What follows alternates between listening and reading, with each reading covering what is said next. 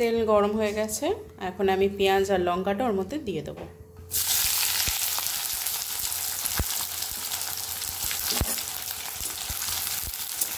এর সাথেই একসাথে উপরে নিম পাতাটাকে দিয়ে দেবো।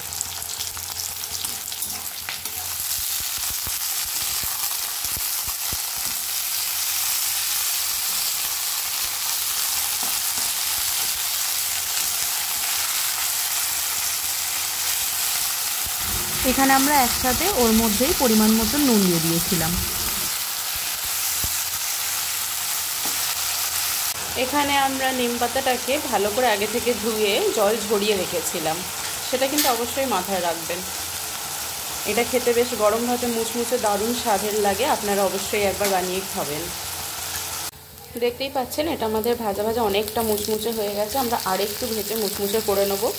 আর এই রান্নায় যতটা নিম পাতা লাগে ঠিক সেই পরিমাণেই কিন্তু পেঁয়াজটাও লাগে, আর লঙ্কাটাও একটু বেশি লাগে, মানে তাই জন্য তেতো ভাবটা অতটা বোঝা যায় না।